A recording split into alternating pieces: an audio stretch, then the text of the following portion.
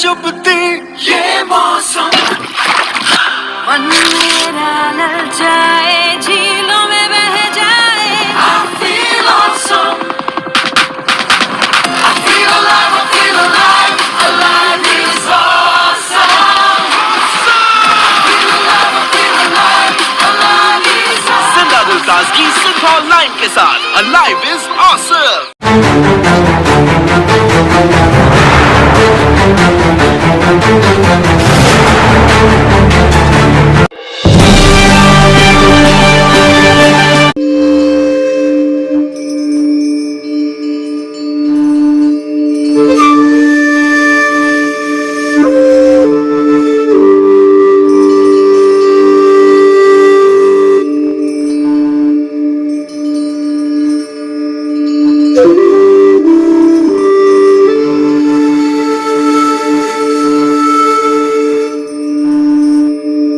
ಕರ್ನಾಟಕ ರಾಜ್ಯ ಅನ್ನದಾತ ರೈತ ಸಂಘ ಮತ್ತು ಹಸಿರು ಸೇನೆಯ ಆಶ್ರಯದಲ್ಲಿ ಮಂಗಳವಾರ ಸಂಘದ ಕಚೇರಿಯಲ್ಲಿ ಡಾಕ್ಟರ್ ಬಿ.ಆರ್. ಅಂಬೇಡ್ಕರ್ ಜಯಂತಿಯನ್ನು ಆಚರಿಸಲಾಯಿತು.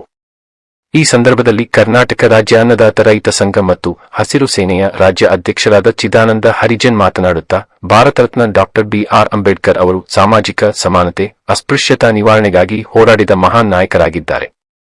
ದೇಶಕ್ಕೆ ಸಂವಿಧಾನವನ್ನು ರಚಿಸಿದ ಸಂವಿಧಾನ ಶಿಲ್ಪಿಯಾಗಿದ್ದಾರೆ ಎಂದರು. ಈ ವೇಳೆ ಉದ್ಯಮಿ ಫಕೀರೇಶ್ ಓಲಿ ಅವರನ್ನು ಸನ್ಮಾನಿಸಲಾಯಿತು.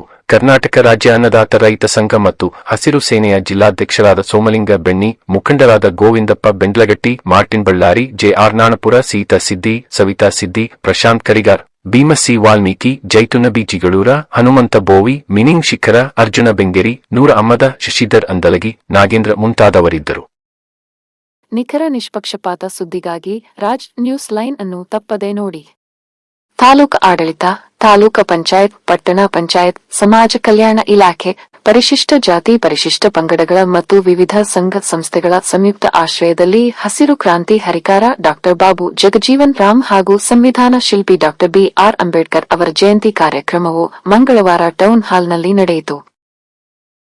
ಈ ಕಾರ್ಯಕ್ರಮದಲ್ಲಿ ತಹಶೀಲ್ದಾರ್ ಶಂಕರ್ ಗೌಡಿ, ತಾಲೂಕಾ ಪಂಚಾಯತ್ ಕಾರ್ಯನಿರ್ವಾಹಕ ಅಧಿಕಾರಿ ಟಿ.ವೈ. ದಾಸನಕೊಪ್ಪ, ಸಿಪಿಐ ರಂಗನಾಥ ನೀಲಮ್ಮನವರ್, ಪಟ್ಟಣ ಪಂಚಾಯತ್ ಮುಖ್ಯಾಧಿಕಾರಿ ಸಂತೋಷ್ ಹಾಳಕಲ್ಲಾಪುರ್, ಬಿಒ ಸುಮಾಜಿ, ಪ್ರಥಮ ದರ್ಜೆ ಕಾಲೇಜಿನ ಪ್ರಿನ್ಸಿಪಾಲರಾದ ಪ್ರಸನ್ನಸಿಂಗ ಹಜೇರಿ, ಪಿಡಬ್ಲ್ಯೂಡಿ ಇಂಜಿನಿಯರ್ ಮಾದೇವಪ್ಪ ಹ್ಯಾಟಿ, ಚಿಕ್ಕ ನೀರಾವರಿ ಇಲಾಖೆ ಇಂಜಿನಿಯರ್ ದಫಿದಾರ್, ಕನ್ನಡ ಸಾಹಿತ್ಯ ಪರಿಷತ್ ತಾಲೂಕಾ ಅಧ್ಯಕ್ಷರಾದ ವಸಂತ್ ಕೊಣಸಾಲಿ, ಮುಖಂಡರಾದ ಎಸ್. ಫಕೀರಪ್ಪ, ಅಶೋಕ ಛಲವಾದಿ, ಬಸವರಾಜ ಸಂಗಮೇಶ್ವರ, ಸುರೇಶ ಕಲ್ಲೋಳ್ಳಿ, ಎನ್.ಡಿ. ಕಿತ್ತೂರ, ಶಾರದಾ ರಾಠೋಡ, ಸಲ್ಮಾ ಶೇರ್ಖಾನೆ, ನೌಕರರ ಸಂಘದ ಅಧ್ಯಕ್ಷರಾದ ಸುಭಾಸ ಡೋರಿ, ರಮೇಶ್ ಪವಾರ ಮುಂತಾದವರಿದ್ದರು. ಪ್ರತಿಭಾನ್ವಿತ ವಿದ್ಯಾರ್ಥಿಗಳನ್ನು ಹಾಗೂ ಉಪನ್ಯಾಸ ನೀಡಿದ ಚಿದಾನಂದ ಪಾಟೀಲ್ ಅವರನ್ನು ಸನ್ಮಾನಿಸಲಾಯಿತು. ಪ್ರಥಮ ದರ್ಜೆ ಕಾಲೇಜಿನ ವಿದ್ಯಾರ್ಥಿಗಳು ಮಾಡಿದ ಡಾಕ್ಟರ್ ಅಂಬೇಡ್ಕರ್ ನಾಟಕ ಎಲ್ಲರ ಗಮನ ಸೆಳೆಯಿತು.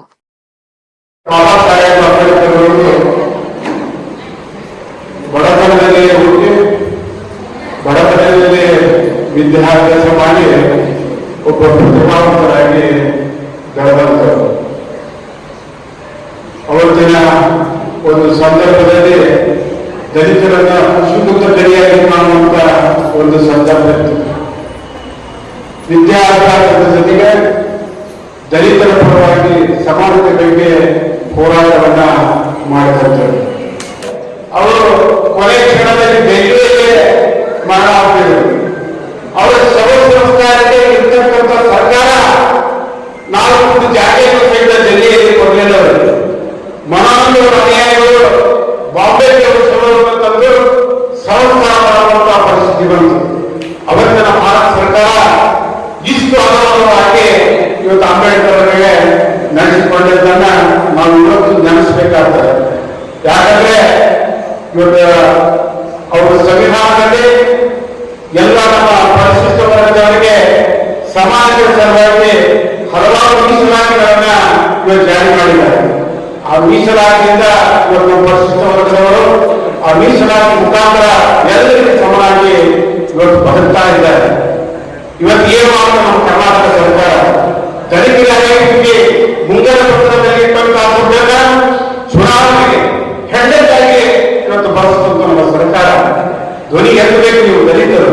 ನಿಮ್ಮ ಉದ್ಧಾರಕ್ಕಾಗಿ ಮುಂಗಡ ಪತ್ರದಲ್ಲಿ ಇಟ್ಟಂತಹ ದುಡ್ಡು ನಿಮ್ಮ ಕಣ್ಣಿಗೆ ಇವತ್ತು ವ್ಯಯ ಆಗ್ತದೆ ಅಂದಾಗ ಯೋಚನೆ ಮಾಡಿ ಏನು ಒಂದು ಗಾಂಧಿ ಇರ್ಬೋದು, ಬಾಬಾ ಸಾಹೇಬ್ ಅಂಬೇಡ್ಕರ್ ಅವರು ಸಂವಿಧಾನಬದ್ಧವಾದ ಹಕ್ಕನ್ನು ಕೊಟ್ಟು ನಿಮ್ಮ ಏಳಿಗೆಗಾಗಿ ಏನು ದುಡ್ಡನ್ನು ಕ್ರೋಢೀಕರಿಸಿದ್ದಾರೆ ಅದು ನಿಮ್ಮ ಏಳಿಗೆಗೆ ಬಳಕೆ ಆಗಬೇಕು, ಅನ್ಯ ಕಾರಣಕ್ಕೆ ಬಳಕೆ ಆಗಬಾರದು ಬಗ್ಗೆ ನಾವೆಲ್ಲ ಪ್ರಜಾವಂತರು ಒಗ್ಗೂಡಿ ಉದ್ಯೋಗದಲ್ಲಿ ಹೋರಾಟ ಮಾಡಬೇಕು. ಅಂಬೇಡ್ಕರ್ ಜಯಂತಿ ಅಂದ್ರೆ ಅಂಬೇಡ್ಕರ್ ನಾವೇ ನಾವು ಕಾರ್ಯಕ್ರಮ ಮಾಡುವಾಗ ಅಂಬೇಡ್ಕರ್ ಫೋಟೋಗಳನ್ನು ಹಾಕಿದ್ರೆ ಅಂಬೇಡ್ಕರ್ ಬಗ್ಗೆ ಈ ದೇಶಕ್ಕೆ ಏನು ಮಾಡಿದ್ದಾರೆ ಅಂತಕ್ಕಂಥ ವಿಚಾರಗಳನ್ನ ಓದಿ ತಿಳ್ಕೊಂಡಂತ ಸಹಜ ಮತ್ತು ಸಮಾಧಾನ ಯಾಕೆ ಇಲ್ಲ. ಬಹಳ ಜನ ಯಶಸ್ವಿಗೆ ಮಾಡಿದ್ದಾರೆ, ಯಶಸ್ವಿಗೆ ಏನ್ ಕೊಟ್ಟಿದ್ದಾರೆ, ಸಮಾಜಕ್ಕೆ ನ್ಯಾಯ ಸಿಗಬೇಕು, ಸಮಾನತೆ ಸಿಗಬೇಕು, ಈ ದೇಶದ ಅಧಿಕಾರ ಮತ್ತು ಸಂಪರ್ಕದಲ್ಲಿ ಎಲ್ಲರಿಗೂ ಸಮಪಾನ ಸಿಗಬೇಕು ಅಂತೇಳಿ ಬಾಬಾ ಸಾಹೇಬ್ ಅಂತ ಹೇಳಿದ್ದಪ್ಪ. ಬಾಬಾ ಸಾಹೇಬ್ ಅಂಬೇಡ್ಕರ್ ಅವರು ಪರಿಶಿಷ್ಟ ಜಾತಿಯವರಿಗೆ 15% ಮೀಸಲಾಗಿದೆ, ಪರಿಶಿಷ್ಟ ಪಂಗಡವರಿಗೆ 3% ಮೀಸಲಾಗಿದೆ, ಒಟ್ಟು 15% ಎಸ್ಸಿ ಇದೆ. 32% ಹಿಂದುಳಿದ ವರ್ಗಗಳು, ಪ್ರವರ್ಗ ವರ್ಗಕ್ಕೆ 4%, ಪ್ರವರ್ಗ 2ಎಗೆ 15%, ಪ್ರವರ್ಗ 3ಎಗೆ 4%, ಪ್ರವರ್ಗ 3ಬಿಗೆ 5%. ಹೀಗೆ 32% ಹಿಂದುಳಿದ ವರ್ಗದ ಅಲ್ಪಸಂಖ್ಯಾತರಿಗೆ ಬಾಬಾ ಸಾಹೇಬ್ ಅಂಬೇಡ್ಕರ್ ಮೀಸಲಾತಿಯನ್ನು ಕೊಟ್ಟಿದ್ದಾರೆ. ಯಾರು ನಮ್ಮ ಬಾಬಾ ಸಾಹೇಬ್ ಅಂಬೇಡ್ಕರ್ ಮೀಸಲಾತಿ ಕೊಟ್ಟಾರೆ ಅಂತ ಯಾರು ನೆನೆಸ್ತಾರ? ಹಿಂದುಳಿದ ಅಲ್ಪಸಂಖ್ಯಾತರು. ಓಬಿಸಿಗಳು ಯಾವ ನೆನೆಸಿದ್ರು? ಓಬಿಸಿಗಳು ಯಾರ್ಯಾರು ನೆನೆಸಿದ್ರು?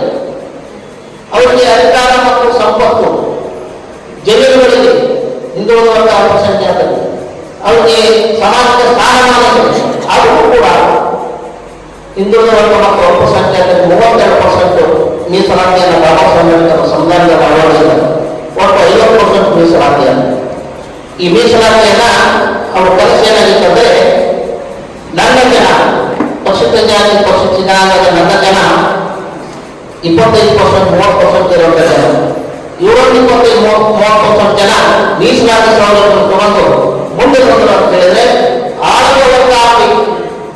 ಇವರೆಲ್ಲರ ಸೇರಿ ಒಂದಾಗಿ ಇವರು ಆರ್ಥಿಕವಾಗಿ, ಶೈಕ್ಷಣಿಕವಾಗಿ, ಸಾಮಾಜಿಕವಾಗಿ, ಉದ್ಯೋಗವಾಗಿ ಅಧಿಕಾರಕ್ಕೆ ಬಂದು ಆಳುವ ವರ್ಗ ಆಗಬೇಕು ಅಂತೇಳಿ ಬಾಬಾ ಸಾಹೇಬ್ ಅಂಬೇಡ್ಕರ್ ಕನಸನ್ನು ಕಂಡಿದ್ದರು. ಇಲ್ಲಿವರೆಗೆ ಹುಟ್ಟು ಬಂದರೆ ಭಗವಾನ್ ಬುದ್ಧ, ನಮ್ಮದೇ ಜಗಜ್ಯೋತಿ ಬಸವೇಶ್ವರರು, ಆಮೇಲೆ ಜ್ಯೋತಿಬಾ ಫುಲೆ ಅವರು, ಈ ರೀತಿಯ ಮಹಾನ್ ವ್ಯಕ್ತಿಗಳು ಸಾಮಾಜಿಕ ಅಸಮಾನತೆಯನ್ನು ಹೋಗಲಾಡಿಸಲಿಕ್ಕೆ ತಮ್ಮದೇ ಆದಂಥ ಅಮೂಲ್ಯ ಸೇವೆಯನ್ನು ನಮ್ಮ ಸಮಾಜಕ್ಕೆ ಸಲ್ಲಿಸಿದ್ದಾರೆ. ಡಾಕ್ಟರ್ ಬಿ ಆರ್ ಅಂಬೇಡ್ಕರ್ ಅವರು ಈ ಅಸಮಾನತೆ ವಿರುದ್ಧ ಹೋರಾಟವನ್ನು ಅತ್ಯಂತ ಸಂಘಟಿತರಾಗಿ, ಅತ್ಯಂತ ವ್ಯವಸ್ಥಿತವಾಗಿ ಮಾಡಿದರು. ಈ ನನ್ನವರನ್ನು, ತನ್ನ ಬಂಧುಗಳನ್ನು ಸಾಮಾಜಿಕ ಸಂಕೀರ್ಣ ವ್ಯವಸ್ಥೆಯಲ್ಲಿ ಸಮಾನತೆ ಕೊಂಡೊಯ್ಯಲು ಶಿಕ್ಷಣವೇ ಅತ್ಯಂತ ಪ್ರಬಲವಾದ ಅಸ್ತ್ರವನ್ನು ಮನಗಂಡಂತ ಡಾಕ್ಟರ್ ಅಂಬೇಡ್ಕರ್ ಅವರು ನಮಗೆಲ್ಲ ಗೊತ್ತಿದೆ.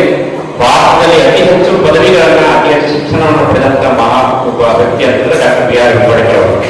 ಅಂತ ಶಿಕ್ಷಣವೇ ಪ್ರಬಲ ಅಸ್ತ್ರ, ಎಲ್ಲದಕ್ಕೂ ಪ್ರಬಲವಾದ ಅಸ್ತ್ರ ಅಂತ ಪಡ್ಕೊಂಡು ತಾವು ಸ್ವತಃ ಹೆಚ್ಚಿನ ಶಿಕ್ಷಣವನ್ನು ಪಡೆದು ಆ ಮೂಲಕ ಎಲ್ಲ ಸಾಮಾಜಿಕ ವಿಷಯಗಳಿಗೆ ಸಂಬಂಧಪಟ್ಟಂತ ಎಲ್ಲ ಸಾಹಿತ್ಯಗಳನ್ನೆಲ್ಲ ಅಧ್ಯಯನ ಮಾಡಿ ವ್ಯವಸ್ಥಿತವಾದಂಥ ಹೋರಾಟವನ್ನು ಅಂಬೇಡ್ಕರ್ ಅವರು ಕೈಗೊಂಡಾರೆ.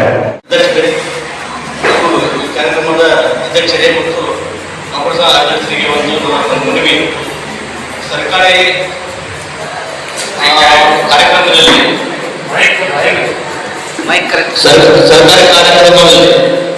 ಸರ್ಕಾರಿ ಕಾರ್ಯಕ್ರಮ ಯಶಸ್ವಿ ಆಗಲಿ ಎಂದು ಸರ್ಕಾರ ಕೂಡ ರಜೆ ಘೋಷಣೆ ಮಾಡಿರುತ್ತೆ. ಅದಕ್ಕೆ ಸರ್ಕಾರದ ಮುಖ್ಯ ಅಧಿಕಾರಿಗಳು ಬಂದಿದ್ದಾರೆ ಹೊರತು ನಿಮ್ಮ ಸ್ಟಾಫ್ ಯಾರು ಬಂದಿಲ್ಲ. ಅದಕ್ಕೆ ಈ ಸಭೆ ಚಂದ ಆಗಬೇಕಂದ್ರೆ ಸ್ಟಾಫರ್ ಕೂಡ ಅವಶ್ಯಕತೆ ಇದೆ.